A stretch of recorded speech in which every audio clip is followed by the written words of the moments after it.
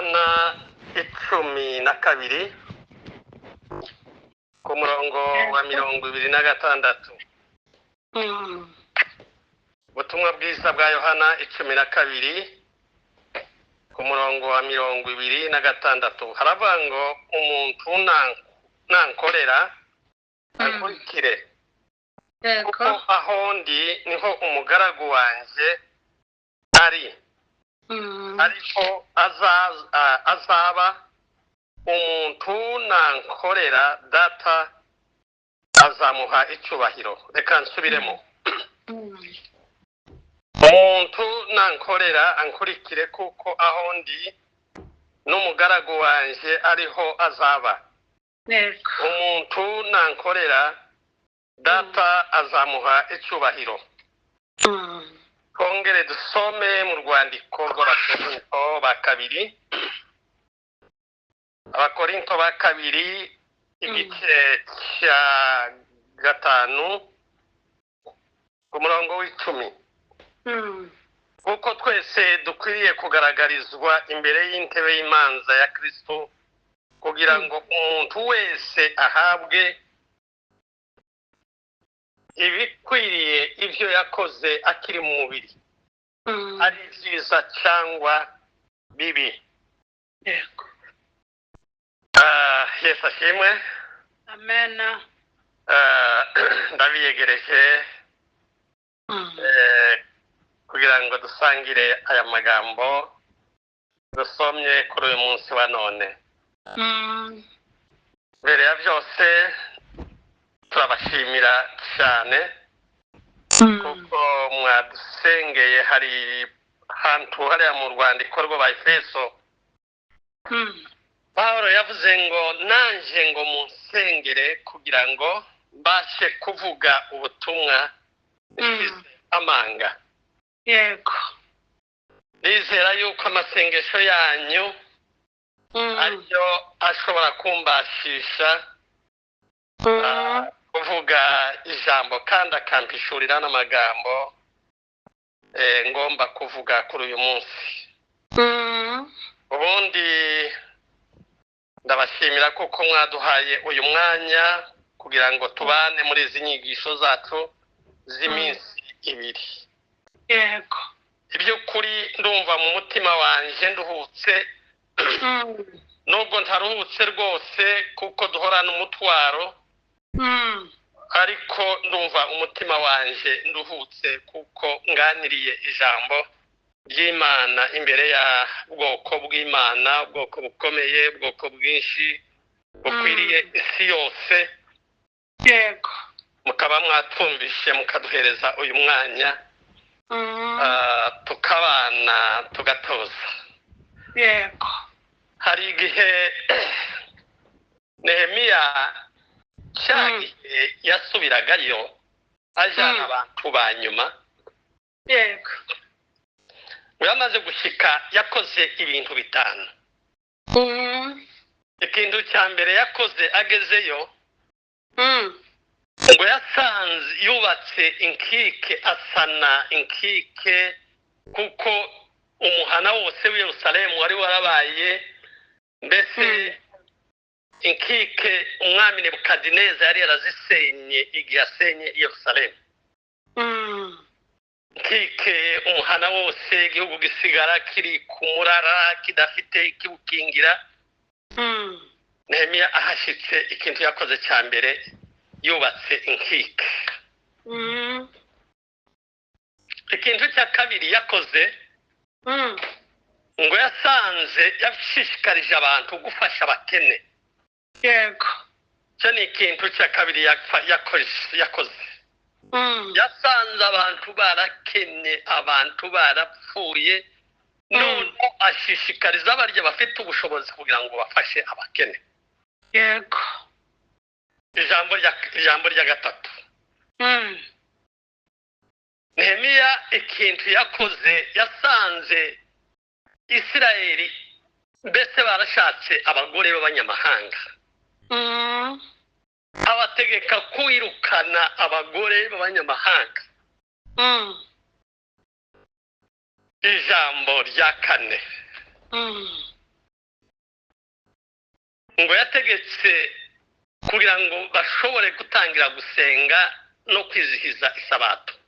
yego Kuko Ezra igihe we yagendaga mu isafari yiwe ya kabiri ntacyo yakoze mu buryo bwo kwigisha abantu ngo basenge baje ku materaniro ku munsi w'isabato. Ibyo ngibyo Ezra ntiyabikoze.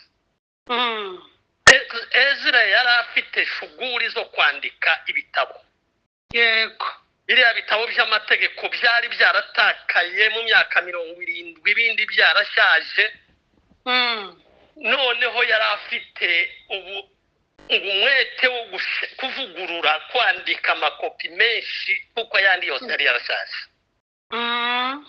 noneho abantu ntiyagira umwete wo kwigisha abantu gusenga n'ibindi. n'ibyo ngibyo aja muri ibyo ngibyo. yego Nehemiya ikintu yakoze cya kane, abwiriza abantu, abashishikariza gusenga. yego noneho hariya hari ahantu hamwe cyatumye numvise nkunze kugera aho ngaho, ngo Ezra yumviye Nehemiya ngo yubaka rutari y'imbaho, ngo ayubaka ku musozi hanze, kuko abantu ntibabonaga aho bakwirwa, bari benshi, nta nyubako bashoboraga gukwirwamo. yego ngo ahagarara hejuru y'imbaho ngo asomera igitabo cy'urwibutso cy'amategeko, ngo wabaye umukutano wa mbere. mena ngo abantu, ngo Nehemiya nako Ezra ngo ahaya asoma cya gitabo cy'amategeko, ngo abantu bari ko bikiriza nk'uko nawe uhaye wikiriza. Imana iguhe umugisha. Haleluya haleluya. muri izo nyigisho zavuga ngo baramije Imana bahagaze ngo hagati y'amasaha 5 n'amasaha 6. ni ukuri ngo baranezerwa, ngo abantu bararira muri iryo teraniro, ngo bananirana guhora. yego Nehemiya ngo agerageza gufasha Ezra ngo yigisha abantu, abacecekesha, ngo barananirana. Imana ihimbazwe. ngo barijijwe n'ibintu bibiri.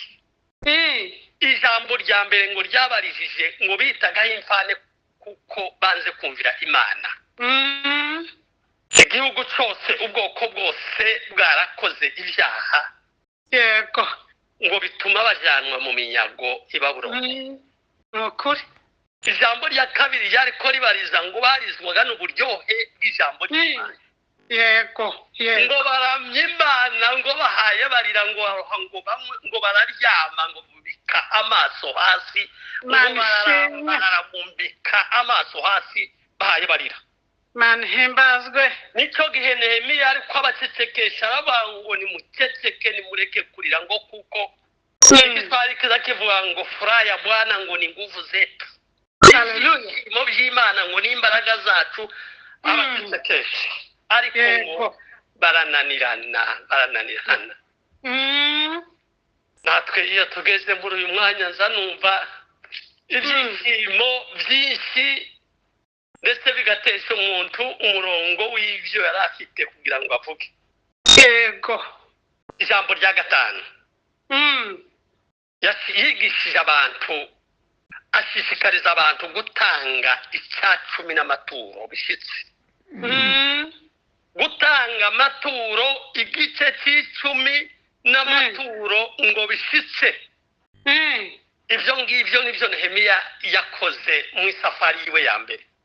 yego Nehemiya yamaze kurangiza uwo murimo asubira kandi Shushani. ageze Shushani amarayo imyaka 11. yongera kugaruka Yerusalemu, ngo ashike Yerusalemu asanga bya bindi byose barasiye kandi kubita basubira kwiyandavuza. asanga barashatse abagore b'abanyamahanga, asanga batagitanga amaturo, asanga isabato batakiyubahiriza. Mana we, Nehemiya asubira kandi ngo yamubabaza cyane, akora umurimo, mbese yakoze umurimo yagombaga gukora rimwe, awukora kabiri. yego asa yigisha abantu ijambo ry'Imana. ijambo ry'Imana ni ryiza bavandimwe, iyo turyumva riza ritunezeza.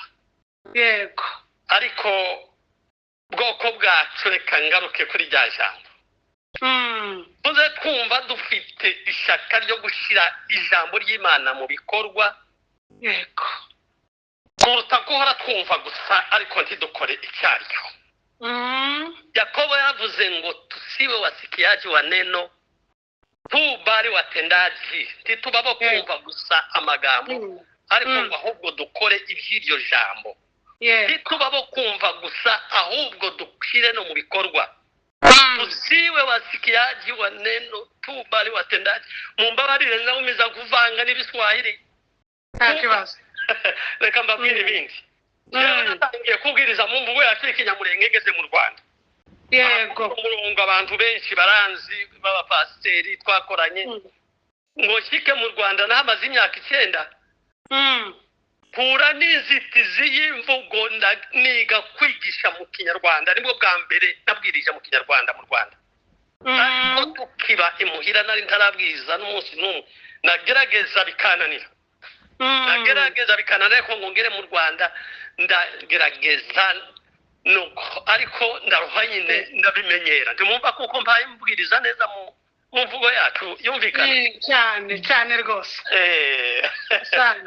ubundi akaba amagambo amwe numva afite uburemere akaba aricyo gituma naroza mu Giswahili kuko nicyo njyewe nizemo aba aricyo gituma nza mbogama cyane nkaja mu Giswahili nicyo gituma aho ngaho umuhamba barempa sabe imbabazi ntakibazo ubundi hariya ejo twize amagambo avuga ngo hejuru yo gukiranuka mu bintu bikeya. Twige gukiranuka mu bintu bike biroroshe. Reka ntange urugero iyo dukorera Imana tubikora dukunze ntituba tuvunika. yego Ariko iyo tubikora duhatwa turavunika. Iyo dukora imirimo y'Imana duhatwa turavunika. nibyo Ariko iyo dukora tudahatwa biratworohera. Ndaguheza urugero rw'ukuntu ibintu bizabyoroha. Tuvuye ku rugero kuzuya ku isoko ukajyana nk'amadolari 200 ukajya guhaha ukinjira mu isoko mugahaha mugenda bafata ibi akagare bakuzuza ugasanga za dolari 200 zashize cyangwa se byenda na 200 n'imisago. Ariko ya mafaranga ntaza kubabaza. Tuzuvuga ngo aya mafaranga yose ntankomeza gutanga. Ariko ifaranga bakubwira ngo utange idolari 10 ukumva urababaye ukumva uravunitse. ukuri Ariko iyo ukora umurimo mwiza uwishimiye tuzuvunika ntuzuruha. yego ni ukuri Reka ubundi ariko ijambo ry'Imana ni ryiza. Iyo duhaye dukora iyo dukora imirimo tudahatwa tuza twishima. yego Nta kintu gitera ibyishimo nko gukora umurimo w'Imana. Iyo dutanga amaturo tuza tunezerwa. Iyo utanze gutanga kuzana ibyishimo muri wewe kandi ukumva urabohotse ukumva urasa n'ukuweho umutwaro munini. Ariko iyo wamaze gupanga ukavuga uti kama mbaya amafaranga tuvuge ku gice 10 hano si mu kanisa turi muri ministeri. yego Ariko iyi ministeri nzomererwa neza umunsi responsable wa ministeri azoza dutangaza akavuga ngo mu kigega cyacu tufitemo 20,000 by'amadolari. Dufitemo 30,000 by'amadolari. Zomererwa neza nishime. Kandi intego yacu si ukuzuza kiriya kigega, intego yacu ni ukugira ngo kiriya kigega gikora imirimo. yego Hari ubundi nabivuze reka nongere mbivuge. mu kwezi kwa gatandatu k'undi mwaka wo hirya apana uko gushize undi mwaka abamama bo muri Amerika baradutumiye yewe n'ubundi mupasiteri abamuzi ibyenda k'inyamahanga n'umupasiteri twabanye muri Vyura yego baradutumira muri icyo giterane niko twarabavuga butumwa muri cyo icyo giterane cyatangiye kuwa gatanu kirangira ku cyumweru mu mugoroba icyo giterane bakoze fundraising abamama muri minisiteri y'abamama batanga amadolari ibihumbi 40 cyangwa 45. Imana ishimwe bisanga izindi zari mu kigega cyabo gisanzwe bazabakora uwo mukutano bazawukora mu kwezi kwa gatandatu buri kwezi kwa gatandatu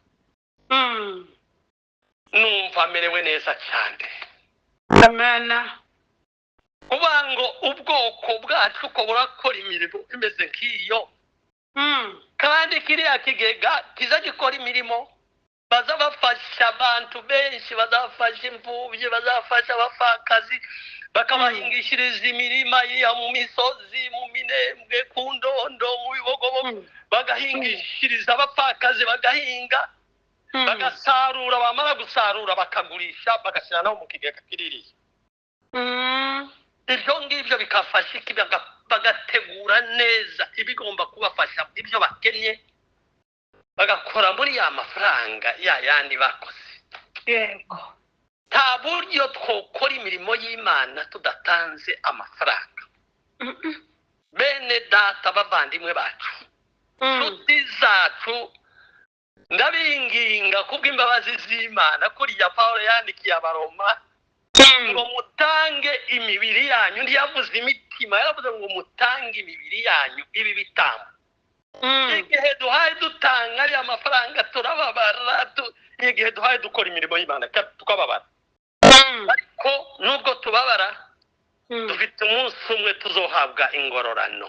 Yego nukuri Daniyeli umuhanuzi Daniyeli ntiyabonye kino gihe turimo mu buhanuzi bwiwe ntiyabonye kino gihe cy'ubuntu ntiyabonye ikanisa iri ngiri turimo. Daniyeli murabizi ko yeretswe ibintu byinshi ariko Daniyeli yabonye itorero riri mu kirere. Yego ririya jambo twasomye hariya mu rwandiko rw'Abakorinto ngo twese tuzogaragarizwa imbere y'intebe y'imanza ya Kristo. iriya ntebe ntizaducira urubanza twebwe izacira imirimo imanza. Yego kuko abazoba bari hariya bazoba baravuye mu rupfu bari mu bugingo bazakizwa nubwo utakoze imirimo nubwo wizeye ukizera gusa uzoja mu ijuru. ariko igihe cyo kugororerwa uzahomba. Yego ariko utakoze imirimo uzokira gusa kukuwe mu ziko. inzu yahiye ukayisohokamo ibintu byose birimo bigahiramo ngo niko bigereranijwe. Yego Daniyeli abona itorero mu kirere. murabona reka mvuga ibintu bya teoloji nibyo nariko ndwanya kugira ngo noye komeza kubivuga ariko ko biraza. Daniyeli yeretswe ibyumweru 70 ariko biriya byumweru n'ibyumweru bindi by'ubuhanuzi bitari bene ibi ngibi by'iminsi 7 kuko icyumweru kimwe n'imyaka 7. Yego abona ibyumweru 70 agira ngo bizogenda bikurikirana byose kimwe kize kiva ikindi kija birakurikirana ngo bigere ku byumweru 69. birahagarara iriya ntibyakomeza ngo bizunguruke cya cyumweru nacyo ngo kihigire. kirahagarara. muri ibyo byumweru habayeho ibyumweru iwe Daniyeli yariko yerekwa abonamo ibyumweru 7. Yego bizoba ibyo gusana igihugu cy'Yerusalemu bamaze gushika mu gihugu. arasubira abona ibindi byumweru 62 bizoba ibyo bazakora imirimo bari mu gihugu cyabo cy'Isirayeli mbese baravuye mu bubata batuye. Bikabaga bya byumweru 69. Yego. Nibyo Daniyeli noneho cya cyumweru cya 70. Mu nyigisho za Bibiliya zazivuga ngo Imana yahagaritse isaha yayo muri icyo cyumweru tiyaturuna ngo noneho nacyo kigende kigonge muri Bibiliya 69. Yego. Nicyo kigihagaze gutya dutegereje umunsi Yesu azoza kwimura itorero ari kuri hano mu isi. Atuzamure namara kudushitsa hariya. Haleluya. Hariya tuje imbere y'intebe y'imanza ya Kristo tuhamara imyaka 3 n'igice. Aho duhaye tugerwa imirimo twakoze mu isi. Ngo tukiri mu mubiri imirimo twakoze, ngo tukiri mu mubiri niko twasomye hano. Ngo duhabwe ingororano zikwiriye ibyo twakoze. Imana ntizikiranirwa izatugororera sero n'imirimo yacu twakoze. Yego. Hariya mu rwandiko rw'Abafilipi hazavuga ngo ni nakaza mwendo. Ni nakaza mwendo ngo nkomeje urugendo ko ndihuta. Nokuri. Ko ndamaranira kugira ngo singire ingororano. Ni nakaza mwendo. Nifikie mede ya thawabu ya mwito mkuu wa Mungu ulio katika Kristo Yesu. Amena. Amena. Ko turakaza, ko turagenda, ko turatera intambwe. Kwihuta kugira ngo dusingire ingororano zacu. Tuzozibona wa munsi hariya. Daniyeli abona itorero mu kirere. Yego. Imyaka 3 n'igice. Tuzoba duhaye tugerwa imirimo yacu. Uribuka hariyo dusoma mu rwandiko rw'Abatesalonike ba 2 igice cya mbere no ku murongo w'10. Izabivuga ngo Yesu ngo azozanwa. Ubwo nibwo azobaje gutwara itorero. Ngo no gushimirwa n'abera. Tuzomushimira tuvuge ngo warakoze. Amahanga yose yo mu isi tuzomubwira ngo warakoze. Tuzomubwira ngo merci merci. Tuzomubwira ngo asante. Tuzomubwira ngo thank you so much. Tuzomubwira uwo munsi azobazanywe ngo no gushimirwa. Haleluya. Yatunguye ngo no gutangarirwa n'abera. Haleluya. Tangara uwo munsi ngo abantu amahanga azomutangarira. Imana ishimwe, Imana himbaza. Gushika hariya mu kirere ngo tuhamara imyaka 3 duhaye dupimwa imirimo twakoze hano mu isi. Iyi ngiyi twakora none. Yego, yego. Nituyirangiza iriya myaka 3 n'igice. Dusubire tuje mu birori tubimare mu indi myaka 3 n'igice. Imyaka 7 ibirene ryayinga rya 70. Imana ishimwe, Imana ishimwe. Nyuma y'iyo myaka ko ari 7 tuvuye mu birori tuzomanuka tuje kwima ingoma y'imyaka 1000 mu isi. Amena, amena.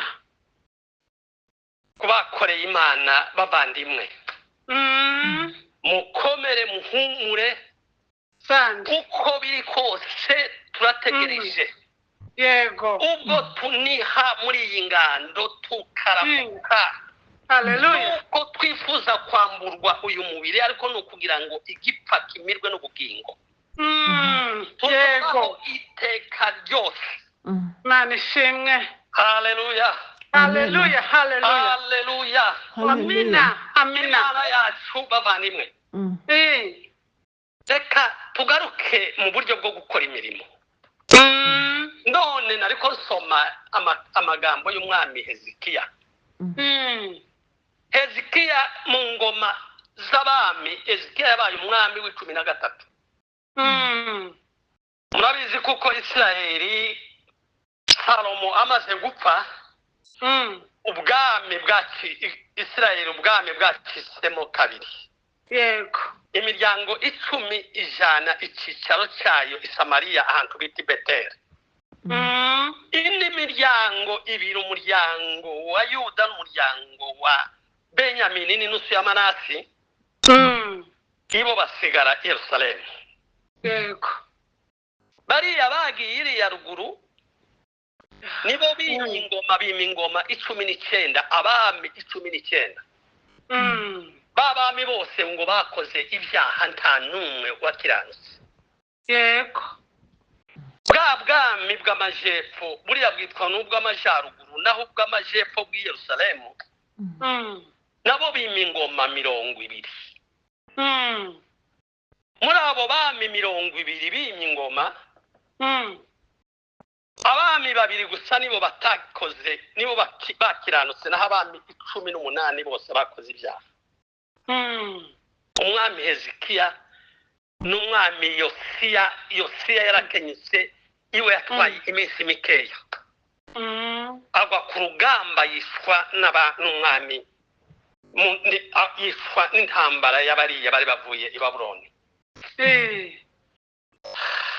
Hezekiya amaze kuja ku ngoma, naho babami bose bamubanjirije, murumva Hezekiya yabaye umwami w'13. bajya bose bamubanjirije bose baramije ibigirwamana, bazanye ibigirwamana by'amahanga babyubakira ingoro hanze y'urusengero. bava mu rusengero gusenga no gutamba ibitambo, bakaja kosereza ingoro z'ibigirwamana. byose barabafitikanya ngo bize kugeza ku ngoma y'umwami Hezekiya. Hezekiya ngo asenya za ngoro zose z'ibigirwamana, bya bitunda bya bindi byose boserezagamo byose arabitwika, ibindi ngo akaza bita mu nzuzi, ibindi arabitema, ibindi arabisenya. ngo amare kubisenya kugeza muribuka ya nzoka y'umuringa Imana yabwiye Mose ngo acure inzoka y'umuringa, ngo uzoza yunamuka akayireba yakomwe n'inzoka, ngo nibwo bugomboro azobakize.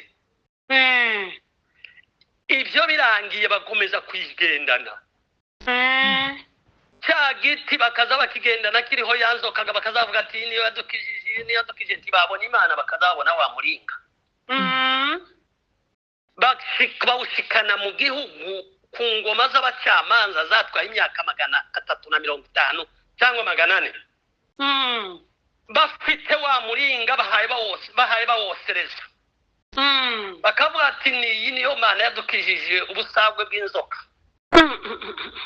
barakomeza baragenda bigeza ku ngoma z'abacampi, ku ngoma z'abami. icyo gihe nacyo bariko baracyosereza. Hezekiya ngo yima ingoma, cya giti aragitema, wa muringa arawuhonda, arawuta. Haleluya. ibyo byose agarura ubwiza bw'Imana mu rusengero. Isirayeli yose ihindukirira Imana, iva mu bigirwamana. yego umunsi Isaya Imana yamutumagaho ngo genda uze kubwira umwami Hezekiya ngo yitegure asezere aho mu rugo abarage, kuko iriya ndwara arwaye ntazakira. yego ngo amaze kumubwira Isaya asubirayo. Hezekiya abwira Imana ngo ariko uribuka ibyo nagukoreye? yego nukuri. uribuka ko nasenye ingoro zose z'ibigirwamana? ayibwira ibintu byose yakoze muri detayi, yagenda avuga akantu kose, nakoze iki. yego amaze ngarura ubwiza mu rusengero, mu gihugu cy'Isirayeli kigaruhamwe ubwiza bwawe, urasura kandi ugaragara mu rusengero. Isirayeli iraguhindukirira, none utumye umuhanuzi ngo nitegure, ngiye gupfa. Imana ngo yumva ayo masengesho, iryo jambo rya Hezekiya. Haleluya. ngo ikimiranya Isaya ataragera iwe mu rugo, ngo harakiri mu mujyi. niko Bibiliya ivuga. ikimiranya subirayo uze kubwira umwami Hezekiya ngo mwongere imyaka 15. Haleluya. Imana bavandimwe, iyo tuyikorera nukuri. Imana muzi kuko nubwo twayisenga tuba tuyisenga tukayibwira ibintu byinshi tukayibutsa ibintu byinshi. yego Imana muzi iyo duhaye dusenga muzamubwira ngo iyo duhaye tuyibwira ngo Mana ngo urebe igihugu cyacu cyabaye umwirare. Imana ntibizi ko igihugu cyabaye umwirare. irabizi. Aho iyo tuyibwira ngo mu Rurambo habaye amatongo, Igahororo habaye amatongo, ku Ndondo z'Ibumira yabaye amatongo, mu Bijombo habaye amatongo, ku Kabara haleluya kiriya cyose cyabaye amatongo, mu Mibunda habaye amatongo. Ubwoko bwacu bwakwiriye isi yose tukayibwira amakuru nk'aho itayazi. Imana ishimwe. Ariko Imana iyo duhaye tuyibwira ayo makuru Imana nicyo ishaka ngo tuyisenge. haleluya haleluya Ni ijambo ryo kwishisha bugufi nubwo ibizi. Imana irabizi, yari ibizi bitaraba. Imana yari ibizi ibi byose. haleluya. Ariko ga Imana ikidukunda ikidusaba. Imana ishimwe. Idusaba kuyikorera imirimo. haleluya Yesu haleluya. yaravuze ngo umuntu nakorera ngo akurikire. yego Ngo kandi aho nzoba ngo n'umugaragu wanje niho azoba. Imana ishimwe. Haleluya. haleluya Nzoba n'umugaragu wanje niho azoba. yego Aho nzoba ngo n'umugaragu wanje niho azoba ngo kandi umuntu nakorera Imana data izamuheza icyubahiro. haleluya. Ukorera Imana izamuhereza icyubahiro. Imana ishimwe. Naho dusoma ngo dusange biva ngo Imana izakugorora ngo ivuge ngo umugaragu mwiza ngo waza gusenga cyane ngo waza gusenga waza kurara mu bitaramo warariringa ibisirimba. Ariko Imana izakwereka imirimo zo kuvuga ngo vema mtumishi Imana himbazwe. mwaminifu kwa machache. haleluya haleluya. Itakuweka juu ya mengi. Nziza mugaragu nuko mugaragu mwiza. Imana izadushimira haleluya ibyo twakoze bavandimwe. amena. Tugombe kwizera ijambo ry'Imana kuko ari ukuri. Hari umunsi umwe Yesu yazamukanye n'abanafunzi be batatu abajana kuri wa musozi. Azamukana na Petero na Yohana na Yakobo. Bamare gushika Yesu ngo ahindurirwe ishusho mu maso yabo. Mose na Eliya barabonekera. Igitangaza Imana Yesu ntiyaba presence ngo abe ngo ni Mose uyu ni Eliya. Ngo bahawe kubamenya Mose wapfuye kera barangije. amena. Yagiye imyaka myinshi, imyaka nk'ibihumbi 2. Kera barangije ubutayu. Abo bose bamumvaga amateka nk'aya natwe twumva. Na Eliya wa ku ngoma z'abami izo ngizo. Eliya yari uwo muri bwa bwami bw'amajyaruguru. Yari muri ya miryango 10. Imana imwimura mu isi atanyuze mu rupfu. Ibyo nabyo babyumvaga amateka ariko noneho ngo bagize gutya barabona barabamenya bamenya ngo uyu ni Mose bamenya ngo uyu ni Eliya. Imana ishimwe. Petero yavuze ngo ndaca ingando 3. Ya Yesu n'indi ya Mose n'indi ya Eliya. Ngo akibivuga gutya igicu kirabakingiza. haleluya Muri cya gicu habamwo ijwi rihamya rivuga y'ubuhamya ijwi ry'Imana. Yesu igihe ari hano mu isi Imana yamuhamije ingenzi 2. Imana yamuhamije wa munsi yari kubatizwa muri Yorodani. Ijwi ryumvikanira mu bwiza bw'ijuru uvuga ngo uyu ni umwana wanjye nkunda kamwishimira ngo mumwumvire. yego Wa munsi yarya kuri wa musozi ngo ijwi rivugira mu bwiza bw'ijuru. Yavuga ngo uyu ni umwana wanjye nkunda kamwishimira. haleluya haleluya. Aho ngaho ngo bamaze ngo cya gicu gishize Mose na Eliya ntibongera kubabona. Cyo shaka kuvuga niki? Yesu bamanutse ku musozi arababwira ati ibi ngibi mwabonye ntimukabivuge. Mugende mubigire ubwiru. yego Petero yabivuze Yesu yarapfuye yandika mu rwandiko avuga ngo ngo rega burya se twakurikiye imigani yahimbwe kabisa. ngo twariboneye n'amaso yacu icongeye n'amatwi yacu yarumvise Hallelujah. Hallelujah. ubwo twari kumwe nawe ku musozi wera Amen. Yego. twarumvishije n'amatwi yacu Amen. ijwi rivugira mu bwiza bw'ijuru ngo uyu ni umwana wanjye nkunda kabisa Hallelujah. Hallelujah. icongeye amaso yacu yabonye ubwiza bw'Imana Imana ishimwe. Imana ntitwakurikiye imigani nicyo gituma tugomba gukorera Imana kandi gukorera Imana si mu kivunge gukorera Imana ni ku giti cy'umuntu wenyine gusa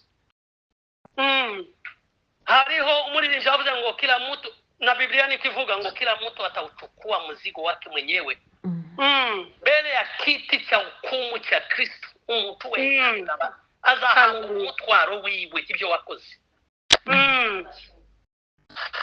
hari ahantu havuga ngo ubiba imbuto nke hariya mu Bakorinto basarura imbuto nke usarura nkeya ubira nyinshi asarura nyinshi ubira nkeya asarura nkeya Imana ibahereza umugisha kuko mwaduhaye umwanya kumva ijambo ry'Imana Amen. numvishije nduka mu mutima wanje umuhanuzi yahanuraga hejuru y'Isirayeli bagomye aravuga ngo nimunkize urubanza na Isirayeli nimunkize urubanza n'uru ruzabibu Yego. ndarukoreye umuhanuzi ariko Imana ishimwe. Imana ishimwe. umuhanuzi Isaya yishwe n'umwami w'umugome witwa Manasi umuhungu wa Hezekiya aramukeba n'umusumeno amukebera hagati y'ibiti bibiri Isaya hanuye byinshi kuri Yesu Imana ishimwe. ntunkize ngo urubanza n'uruzabibu rwanjye ngo Yego. Hallelujah.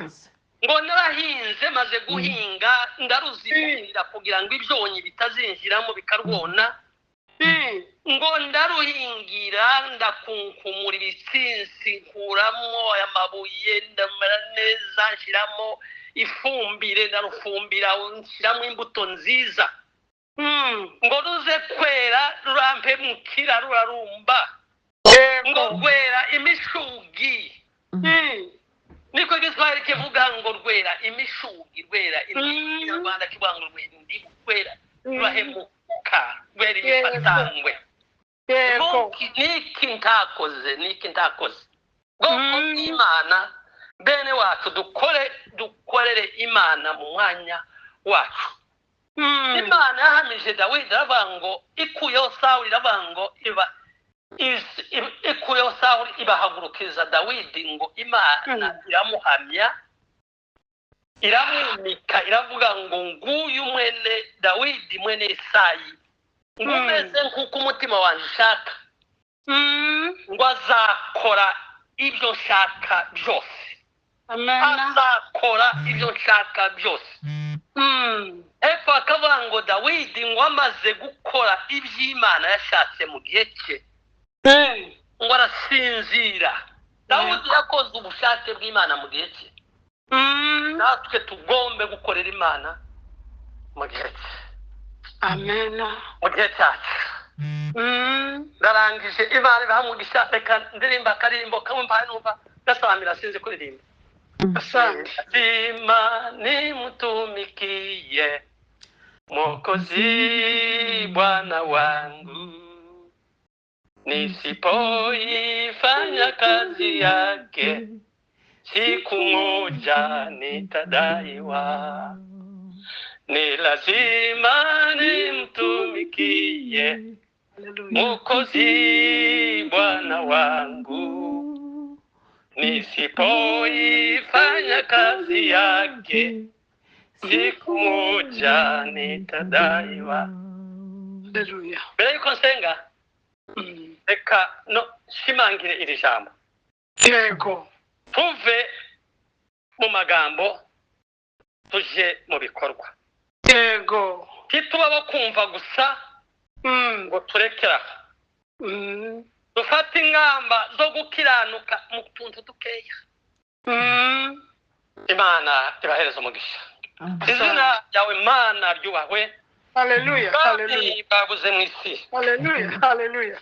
uri imana yacu turi ubwoko bwawe mana niwe watuye kandi uturemeye imirimo myiza kugira ngo tugire Hallelujah.